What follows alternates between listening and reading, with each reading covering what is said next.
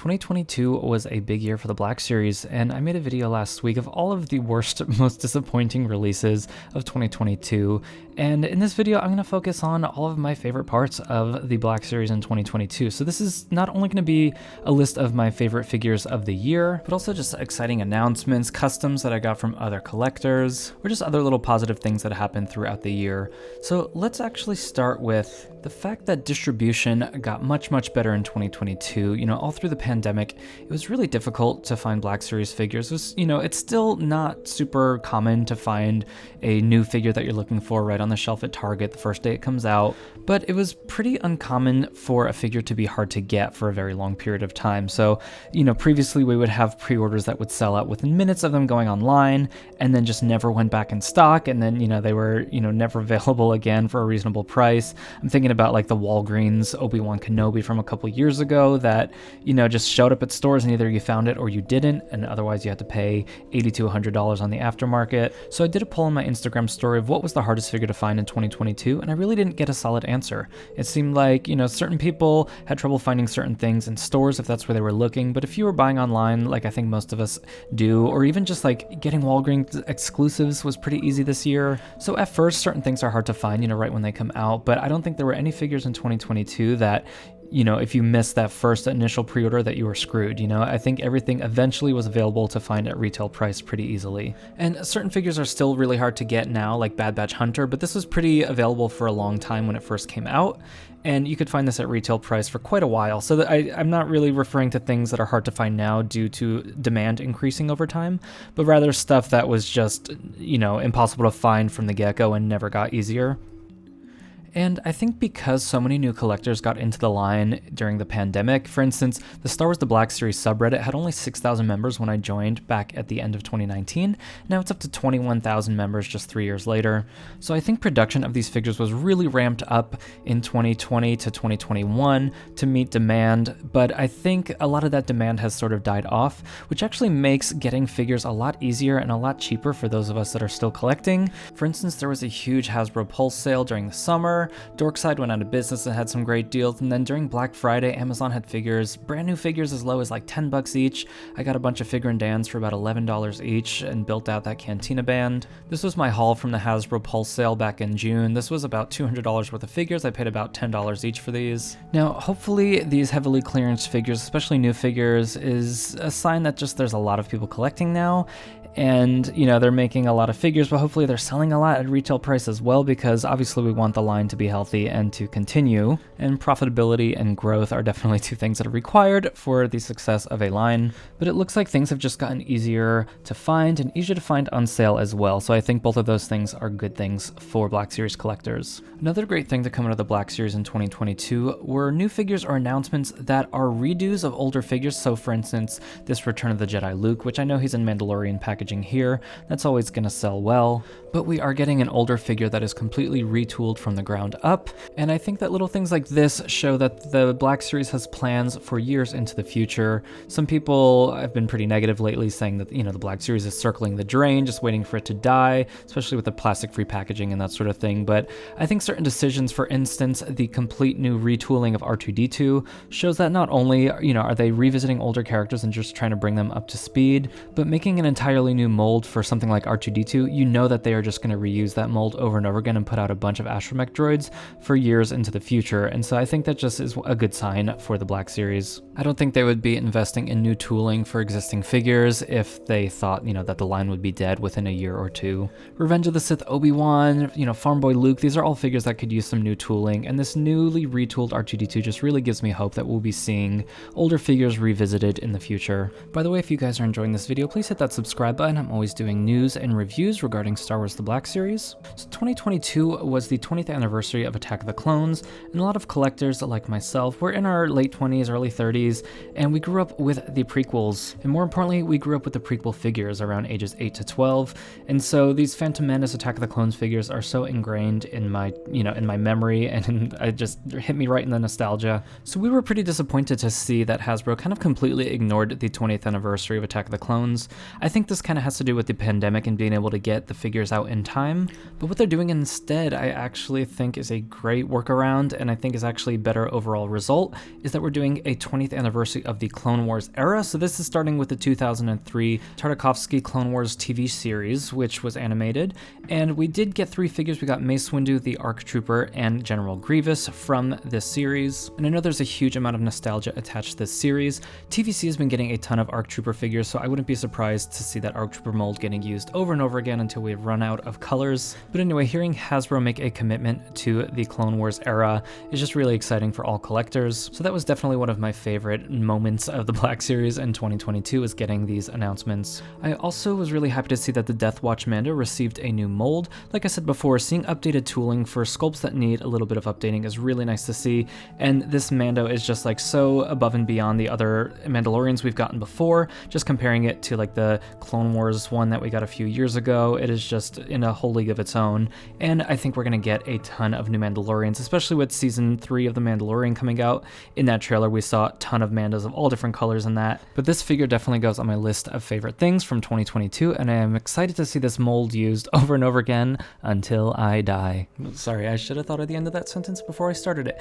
But anyway, all the figures I talk about, like all my favorite things of this year, I'm gonna not only talk about the figure itself, but really what it means for the Black Series as a larger property, I guess. And one of those things for me was getting the Reva figure and just pretty much that whole Kenobi wave so close to when the show actually came out. I think the show hadn't even finished airing, and I had a lot of these on my shelf. They were available at retail. You know, mileage may vary depending on where you live and that sort of thing. But the Reva figure I thought was just like an absolutely flawlessly engineered figure. The likeness to the actor is just spot on. She came with, you know, those 2 extra lightsabers, you know, instead of just having one that splits in half. That was really nice to see. This is me setting up a little scene for her. These are all crates and stuff that are available to 3D print on my Patreon. If you guys haven't checked that out, please go ahead and check out landspeederluke.com, and you can see all of the different STL files that are available on my Patreon right now. They're all Black Series based, so if you have a 3D printer, you definitely want to check that out. But anyway, this was just like such a cool thing to get so close to the show coming out, and just I feel like the hype around the Kenobi show was unmatched. I was at Star Wars Celebration and you know, the couple days before this premiered, and got to go to the actual premiere of Kenobi and watch it with like a full audience and the cast and crew. That was really a special memory. And so regardless of what you thought about the show, like all of the figures from this wave and just the fact that they came out, you know, during the show, it just reminded me of just that hype around like, you know, getting the Attack of the Clones figures a couple days or a couple weeks before the movie came out. And I am showing off some customs here, or like some custom painted heads and that sort of thing. But anyway, I think that they're just making a push to get figures onto shelves closer to when the shows actually air. And I just think it's exciting to have a figure of a character before you even know where their story is going to go. I think it just makes you all that more invested in the series and in the character. Just like this Andor 2-pack that was made available pretty early in September. You know, they pushed this out a lot earlier than we got a lot of the other figures. You know, we're mostly still waiting on Luthen and Mon, and then whatever figures come after that. But at least being able to have the main character on your shelf while you were watching that show, just I think it's a nice thing, and I hope to see more of that in 2023. These figures are still coming really shiny from the factory, so you see my matte sprays that I used on Cassian here. Hopefully that is something that is remedied in 2023, but this is my favorite things video, not my disappointments video. But if you want to hear me complain for 13.5 minutes, you can go check out my biggest disappointments of 2022 video, which will be linked at the end of this one.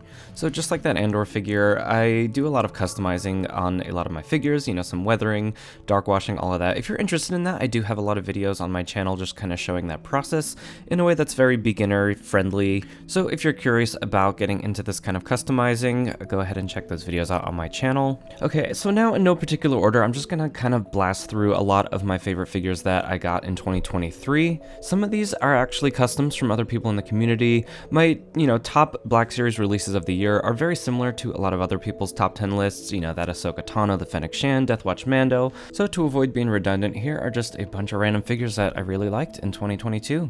I think the comic book Leia was a really cool release. You know, it was mostly reuse, but just something about the combination of parts that they used. This figure has so much character. I love the hair sculpt. I think the likeness to Carrie Fisher is definitely great. Something about this figure just pops on my shelf, and she just feels really alive and looks great with the other comic book characters. I'm not huge on collecting clones, but I got these amazing customs from Fett Clone and Kamino and Customs. That's Fett Clone on the left and Kamino and Customs on the right. These just look awesome on my Bad Batch shelf, and I'm really happy to have these in my collection. Frederick's Figures and Tim's Toys made the Oola and Leia that you see on screen here. Both of these are sorely needed figures in any Jabba's Palace diorama. There is my Oola in the Jabba's Palace diorama that I used to have, and Leia just is so much better than the Black Series one. I don't think we'll ever see that figure re-released, so thank you to Frederick and Tim for helping me complete this shelf. Everyone that I mentioned will be linked below.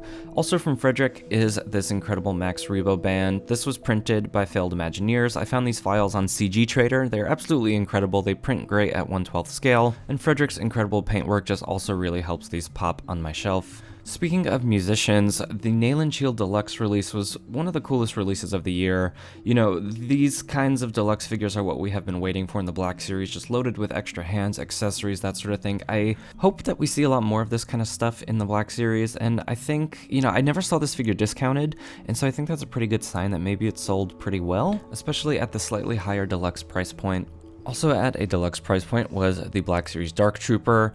Definitely had some mixed thoughts on this upon first opening, but I think it was more about like my expectations versus the actual product. But after having this in hand for a few months, I can really acknowledge that this is an incredible figure. Here he is posing with the Figuarts Luke. I think Hasbro did an amazing job bringing this character to life in just a $30 action figure form. Really happy with this release. I also discovered someone on Instagram, their @ is Hoth Cave, and they make this little kit for this Death Star gunner. I just think it looks absolutely perfect. They are based out of Poland, so DM them if you're interested in getting these, but it just pops right onto the Death Squad commander body and just looks amazing. I'm so happy to finally have this character on the shelf. I hope this comes to the Black Series very soon. I'm a huge Jedi Fallen Order fan, and so seeing the 13th Battalion figures getting released was really cool. That is such an iconic scene in the game, and I think the figure actually looks really nice. This clone body is great, and I think the paintwork on this is just so nice. No complaints about this figure at all. Saw Gerrera was a release that made me really happy. I was hoping that we would get this figure. It just seemed like he would be too big of a character in terms of just his size, and then just like too niche. You know, the movie came out 5-6 years ago already. I just didn't think this would ever come to fruition in the Black Series, so I was really thrilled to see this getting done. It was done so beautifully, like this just looks incredible. I was able to just walk into a Target and buy this, which was so nice. This is definitely in my top 10, if not my top 5 favorite figures of the year. The Kenobi Purge Trooper also is just such a great release. I really was excited to get this one. I think it looks great. You know, a lot of reuse here with the body. I think the comma could have been plastic instead of soft goods, but I think the helmet sculpt is amazing, and this is just such a fun one to have on the shelf. We also finally got Ralph McQuarrie concept art figures in 2022. These were on a lot of people's wish lists for a very long time. I hope to see that this series gets continued. I think this was kind of just like testing the waters a little bit here with this release, and I hope it did well enough that we see more of these in the future. The Endor Imperials were really cool figures. I absolutely love this raincoat, and of course I had to use it to make a custom Orson Krennic, which is now one of my favorite figures on my shelf. Thanks to a friend in Hong Kong, I was able to get the Maul and Aayla Secura wave a few months ago. Migs Mayfeld, Axe Woves, Darth Maul, and Aayla Secura are all definitely high on my list for 2022. The Grand Inquisitor also looks great, and that Grief Karga's great. They just don't excite me as much as these other four. And we don't talk about Grogu, at least not in my favorite releases of the year video. We got some new archive figures in 2022, and what is important about these releases is that they shortened Leia's legs to make her a little bit more accurate on the shelf, and then we also got a Han Solo figure with an updated head sculpt, and so that is a really good sign for the archive line moving forward. We're not going to see any archive figures in 2023 because we're getting the Return of the Jedi 40th anniversary wave, and those anniversary years we don't get archive lines, but hopefully in 2024 when we get some archive figures of older releases that they will continue to do updated head sculpt and that sort of thing instead of just kind of slapping some paint on the old sculpt. As I mentioned before, I've been working on this video for about a week, and even just this voiceover section has just kind of been recorded over the past 5 days.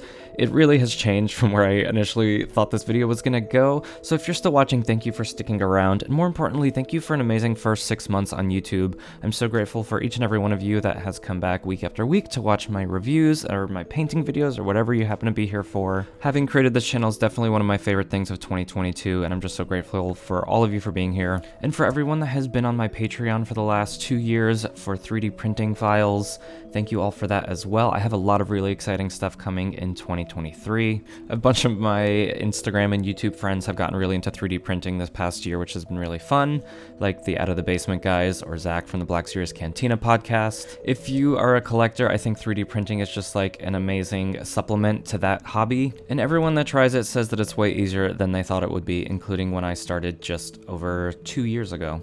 So anyway, that is all for my best of 2022 recap video. I'm sure I missed a ton of stuff. If you enjoyed this video, please consider hitting that subscribe button. There are a ton of other videos on my channel kind of covering everything you see on screen here, as well as a lot of other stuff in a little bit more depth. So go ahead and check those out. Again, thank you guys for watching. Have an amazing 2023, and I'll see you all next time.